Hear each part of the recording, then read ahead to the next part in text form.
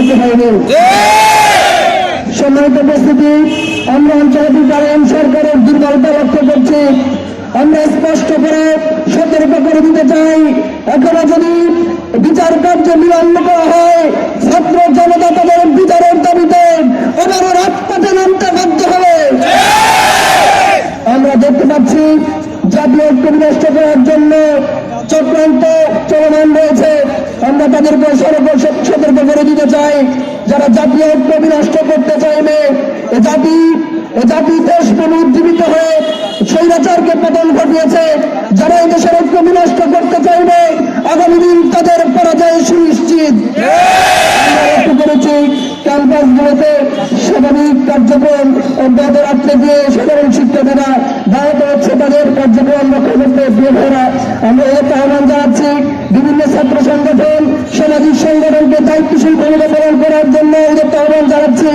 যদি উদ্দেশ্যপরিতভাবে কোনো চক্রান্ত করা হয়, এদেশের সাধারণ ছাত্র জনতাকে নিয়ে ইসলামী ছাত্র শিবির যে কোনো প্রতিবাদ করতে প্রস্তুত রয়েছে। আজকে আমাদের মাঝে সম্মানিত মেহমান কিন্তু বুঝতে আছেন, এ পর্যায়ে তাদের কথা শুনবো। আমি আমার কথা এখানে শেষ করছি। জুলাই অভ্যুত্থানে যেই সকল সংগঠন আমাদের মুক্তিকামী ছাত্র জনতার উপরে বর্বর পৈশাচিক হামলা চালিয়েছে, আমাদেরকে খুন করেছে, আমাদের রক্ত ঝরিয়েছে, সেই সংগঠনের নেতাকর্মীরা এখনো মাঝে মাঝে গর্ত থেকে বের হওয়ার চেষ্টা করছে।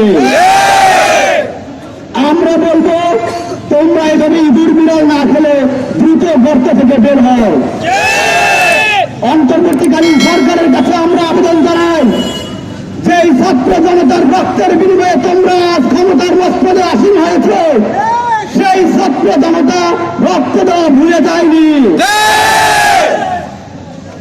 সন্ত্রাসী ছাত্র সংগঠন ছাত্রলীগের যদি বিচার না হয়, এই ছাত্র জনতা আবারও রক্ত দিতে প্রস্তুত আছে।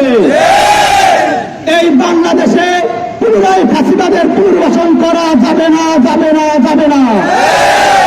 আমরা বাংলাদেশকে একবার ফাঁসিবাদ মুক্ত করেছি, আগামীতে আর কখনোই ফাঁসিবাদকে মাথা চাড়া দিয়ে উঠতে দিব না। সম্মানিত উপস্থিতি, অন্তর্বর্তীকালীন সরকারকে বলবো, আপনারা অন্যান্য অভ্যুত্থানকারী সরকার থেকে শিক্ষা নিয়ে দ্রুত সময়ের মধ্যে ফাঁসিবাদের দোষরদের বিচার কার্যকর করুন। ফাঁসিবাদী যে সকল সংগঠন অতীতে বিগত 15 বছরে আমাদের উপরে অত্যাচার নির্যাতন চালিয়েছে, অত্যাচার নির্যাতন চালাতে সহযোগিতা করেছে, সেই সকল সংগঠনের নেতাকর্মীদেরকে দ্রুত বিচারের আওতায় নিয়ে আসুন। সম্মানিত উপস্থিতি, গতকাল রাতে আমরা দেখতে পেয়েছি গোপালগঞ্জে আমাদের ভাইদের উপরে হামলা করা হয়েছে। এই হামলা কেন হলো? অন্তর্বর্তীকালীন সরকারকে এর সঠিক জবাব দিতে হবে। তাদের উচিত ছিল দ্রুত সময়ের মধ্যে এই সন্ত্রাসীদেরকে গ্রেপ্তার করে জেলখানায় ভরে রাখা। আজকে তারা এই হামলা করার সাহস পেত না। কয়েকদিন আগেও যাত্রাবাড়িতে একজন ছাত্র দলের নেতাকে তারা হত্যা করেছে। আমরা এর তীব্র নিন্দা জানাই এবং অন্তর্বর্তীকালীন সরকারকে বলতে চাই, আপনারা যদি এখনই ব্যবস্থা না নেন, সামনে হয়তো আপনারা ঠিকমতো আপনাদের কার্যক্রম পরিচালনা করতে পারবেন না। আপনাদের সরকারকে সঠিকভাবে পরিচালনা করার জন্য এই সন্ত্রাসী সংগঠনের সকল নেতাকর্মীকে গ্রেপ্তার করে দ্রুত বিচার করতে হবে।